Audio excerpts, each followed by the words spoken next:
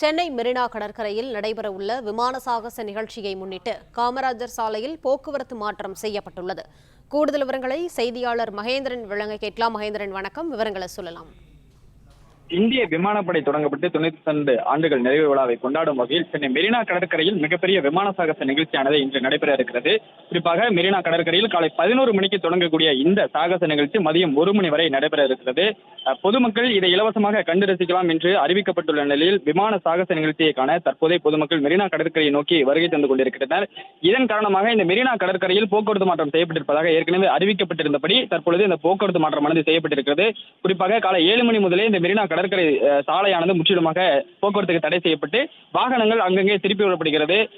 அண்ணா சாலையிலிருந்து மெரினா கடற்கரை காமராஜர் சாலையை நோக்கி வரக்கூடிய வாகனங்கள் வாலாஜர் சாலையில் திருப்பி விடப்பட்டு அந்த வாகனங்கள் அவ்வழியாக செல்ல மட்டுமே அனுமதிக்கானது வழங்கப்படுகிறது. குறிப்பாக அங்கங்கே இதற்கான அறிவிப்பு பலகைகளும் வைக்கப்பட்டு போக்குவரத்து காவல்துறையினர் பாதுகாப்பு பணியிலும் இந்த போக்குவரத்து வாகனங்களை வரக்கூடிய வாகனங்களை திருப்பி விடக்கூடிய பணியிலும் ஈடுபட்டிருக்கின்றனர்.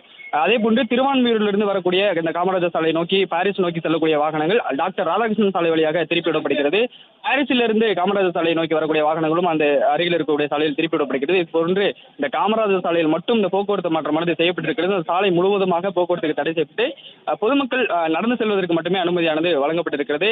மதியம் பிற்பகல் 1 மணி வரை காலை 11 மணிக்கு தொடங்கி பிற்பகல் 1 மணி வரை நடக்கக்கூடிய இந்த விமான சாகச நிகழ்ச்சியை காண லட்சக்கணக்கில் பொதுமக்கள் வருவார்கள் என்று எதிர்பார்க்கக்கூடிய நிலையில் தீவிர பாதுகாப்பு ஏற்பாடுகளும் செய்யப்பட்டிருக்கிறது. அங்கங்கே பேரிகேடுகள் அமைத்து காவல்துறையினர் தீவிர சோதனைக்கு பிறகு அந்த பாதுகாப்பு பணியிலும் ஈடுபட்டிருக்கின்றனர். தற்பொழுது இந்த போக்குவரத்து மாற்றம் செய்யப்பட்ட நிலையில் அங்கங்கே வாகனங்களை நிறுத்திவிட்டு பார்க்கிங் வசதிகளும் இந்த கலவரங்கம் உட்பட 10க்கும் மேற்பட்ட இடங்களில் பொதுமக்கள் வரக்கூடிய கார் மற்றும் இருசக்கர வாகனங்களை நிறுத்துவதற்கு ஏற்பாடுகள் செய்யப்பட்டுள்ளது.